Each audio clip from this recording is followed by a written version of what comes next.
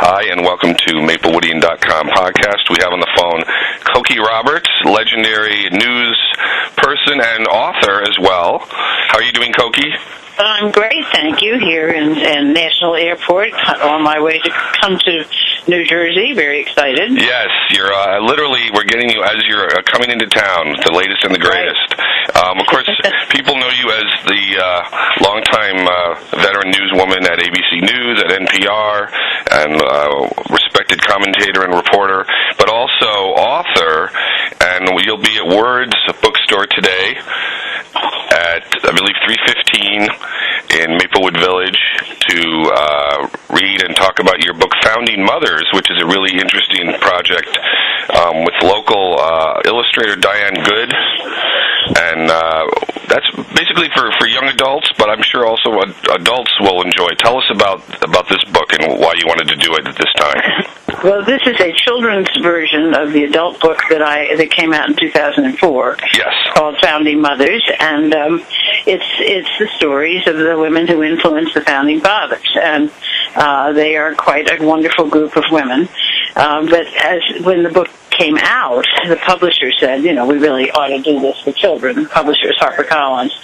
And I said, well, sure.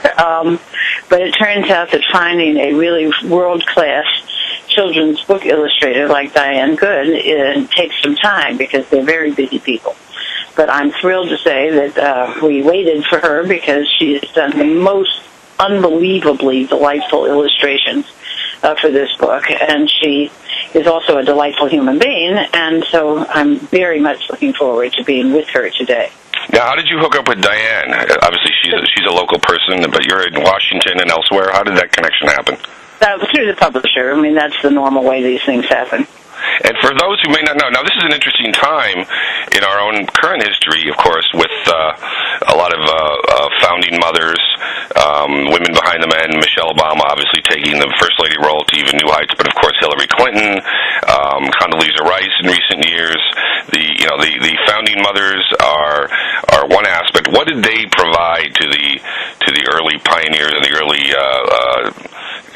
colonial leaders that maybe a lot of people don't know about and that kids can really learn from?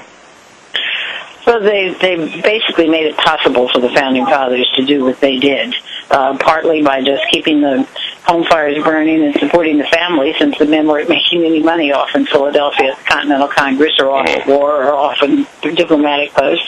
But they were also propagandists like Mercy Otis Warren, who wrote plays and poems that spurred people on to resist the British. There were people like Martha Washington, who went to camp every winter of the long 8 years of the Revolution with the soldiers, and she didn't like going because, of course, it was very unpleasant and uncomfortable, and she had to go over very dangerous roads to get there, and she was a target for hostage taking. The British were taking Patriot wives hostage. But General Washington insisted that she come because she was absolutely essential to troop morale. She and the other officers' wives would nurse the soldiers and cook for them and sew for them and put on entertainments for them. So they would keep the troops from deserting, which at various times they were threatening to do by regiments since they weren't getting paid. So we have lots of different women performing different roles.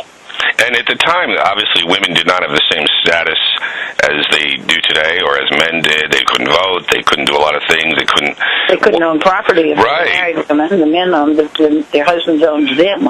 So, what do you think it says about these women to have done these great things at a time when they really weren't treated well?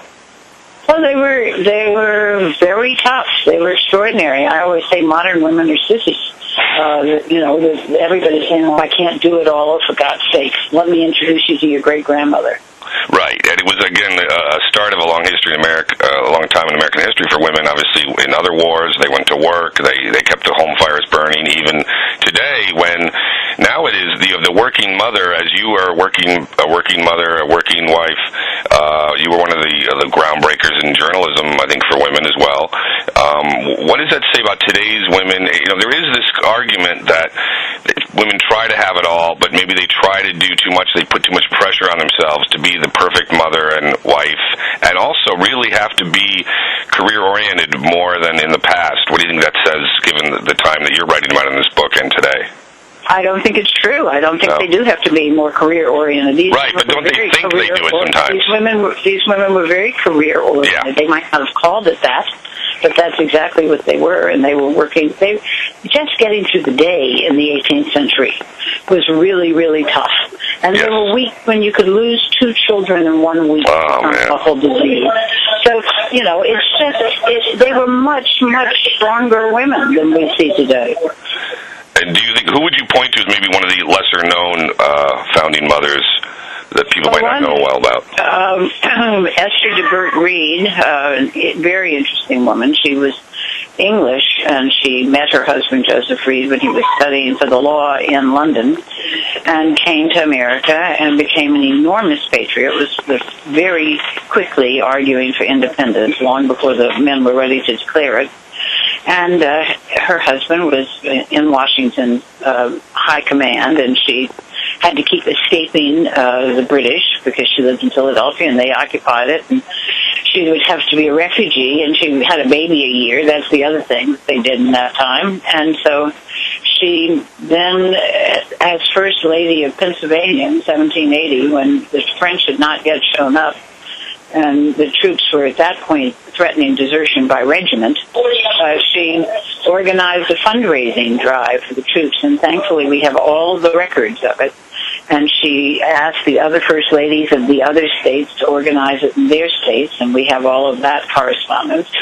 But in Philadelphia and suburbs, the women went 2 by 2 to every house, and within a few weeks raised $300,000. Wow. And this is, 7. And this is in those dollars, which is a lot more today, absolutely. And it made an enormous difference. All the newspapers at the time talk about how the soldiers realized that the country did care about them, the women of the country cared about them, and they'd stick around a little while longer fighting. And it tided them over until the French showed up. Excellent. Of course, we'll remind people you'll be at Words Bookstore in Maplewood Village today at 3:15. I have to ask you about the news business quickly. You obviously have a great career and still ongoing in news. What is your thought on today's reporting? You see things like the Malaysian airliner getting overcovered in some views, or a lot less resource and in-depth reporting, and a lot more sort of opinion and talk and on coverage of one story over others. What's your sort of sense of how things have changed on the national reporting level from when you started to today? Is it better, worse, the same? Well, it's obvious. It's clearly better. You've got resources that you never had before.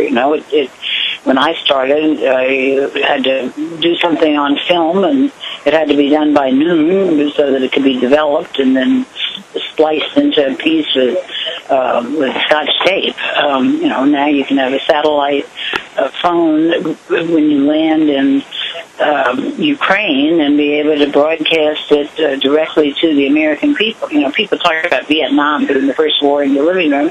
We didn't get news from Vietnam for days after it happened. This is a much more immediate and comprehensive world of news than we've ever seen in human history. But it's the broader news availability where anyone and everyone can be online, and a lot of the cable shows are a lot of opinion and chatter. Does that sort of hurt the effort for real news coverage, or no? No, it's just let 1,000 flowers bloom, You don't have to watch that stuff. I don't. You've got lots of different ways to have access to more information than has ever been available to human beings. Now, you obviously have an interesting history. For those who don't know, your father was Hale Boggs. Yes. Yes. And what was for those who don't know, how did you get into the news business quickly and rise to the great prominence you had? And you also were much of a pioneer as well. Well, it was, the dark ages, and I wasn't really intending to do it. It just sort of happened. I took one job and then took another job and then took another job as I moved around the country and the world with my husband, who was right, Steve Roberts, who is his own. He's a great reporter and now professor himself. And I know you've authored a book with him, which is real interesting. Among many books, people can find them online as well. But what was your first reporting job? Well, my first, it wasn't exactly a reporting job, although it involved obviously reporting, since most life does. But I was working as the anchor of a program called Meeting of the Minds that was on the local NBC station in Washington, which was a conversation between U.S. public figures and foreign correspondents. And I was 21 years old. Oh, excellent. Right? That was soon after college. Excellent. And let me ask you this quickly: a lot of the Washington bureaus have had to cut back and haven't been staffed as much as they used to. How do you judge Washington coverage as someone who's been there and been through it all? Is that again as good or better than it used to be, or not? Well, again, it used to be that there was no way to have a camera in the House of Representatives or the Senate. It's completely different. So there's some aspects that are not as much fun, frankly, and there's some that are much better. Is the lack of agreement in Congress as bad as people like to think, or is this something that kind of goes in waves? No, it's awful. It's bad. Do you see that as something getting any better anytime soon, or is that just the way we're headed? No, certainly not going to get any better until after the next couple of elections. Excellent. Well, we'll let you go. Again, Founding Mothers, Cokie Roberts' excellent stories about the women behind the men. As we know through history, this goes back to the colonial times. She will be at Where's Books today, and obviously other books you can find Cokie has done at Amazon.com and other websites and bookstores. And, of course, she appears on television, NPR, everywhere with her wonderful, educated and insightful views on news and politics. Again, thank you, Cokie, so much for being with us. So nice to be with you. Thank you so much for making the effort at this early hour. You as well to you. Thank you very much. Okay. All right. Bye-bye.